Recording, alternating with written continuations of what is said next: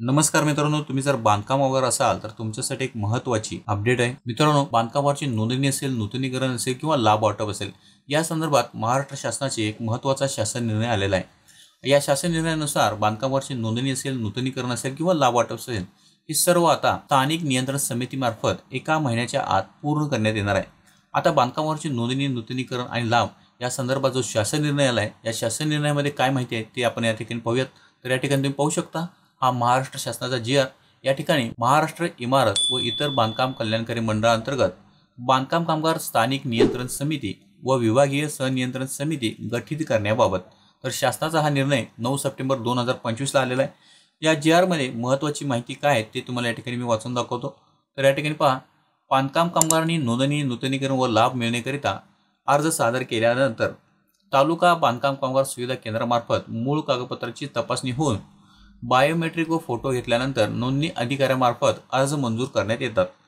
मंडळ कामकाजात सुसूत्रता आणि पारदर्शकता यावी, तसेच नोंदणी, नूतनीकरण व लाभ वाटप प्रक्रिया लोकाभिमुख व्हावी याकरिता मंडळांतर्गत स्थानिक व विभागीय सहनियंत्रण समिती गठीत करण्याची बाब शासनाच्या विचाराधीन होती. तर या ठिकाणी महत्त्वाचा शासन निर्णय काय ते पहा. बांधकाम कामगाराच्या एकात्मिक कल्याण मंडळ व्यवस्थापन प्रणालीवर प्राप्त होणाऱ्या नोंदणी, नूतनीकरण लाभाच्या अर्जावर निर्णय घेण्याकरिता स्थानिक सहनियंत्रण समिती व विभागीय सहनियंत्रण समिती गठीत करण्यास सदर शासन निर्णयाने मान्यता देण्यात येत आहे. तर आता या ठिकाणी बांधकाम कामगार स्थानिक सहनियंत्रण समितीची रचना काय ते तुम्ही या ठिकाणी पहा.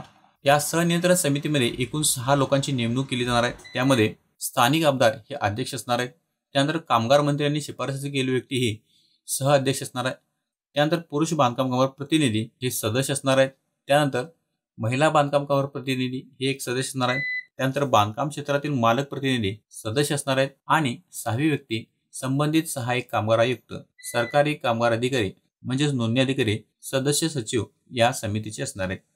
आता बांधकामाची नोंदणी असेल, नूतनीकरण असेल, ही सर्व प्रोसेस या समितीमार्फत कशी पूर्ण केली जाणार आहे ते आता तुम्ही या ठिकाणी पहा. तर या ठिकाणी बांधकाम कामगारांनी वारसाने नोंदणी, नूतनीकरण व लाभासाठी अर्ज सादर केल्यानंतर तालुका बांधकाम कामगार सुविधा केंद्रातील कर्मचाऱ्याकडून सदर बांधकामगाराच्या कागदपत्राची तपासणी करण्यात येणार. त्यानंतर कागदपत्रे तपासणी केल्यानंतर नोंदणी, नूतनीकरण व लाभाचे अर्ज हे नोंदणी अधिकाऱ्याकडे पाठवण्यात येणार आहेत.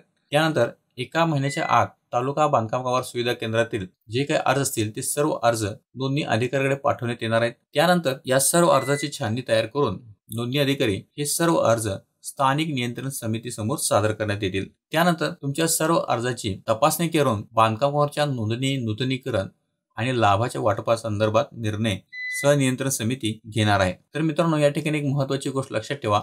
इथून पुढे बांधकामावरची नोंदणी असेल, नूतनीकरण असेल किंवा लाभ असेल, या सर्व अर्जाचा निर्णय आता सहनियंत्रण समिती ही घेणार आहे आणि त्यानंतरच बांधकामावरची नोंदणी, नूतनीकरण आणि लाभ हे पूर्ण होणार आहे. मित्रांनो, हा महाराष्ट्र शासनाचा शासन निर्णय तुम्हाला कसा वाटला हे मला कमेंटमध्ये नक्कीच सांगा. तसेच तुम्हाला जर हा व्हिडिओ आवडला असेल तर लाईक करा, शेअर करा आणि चॅनलला सबस्क्राईब करायला विसरू नका.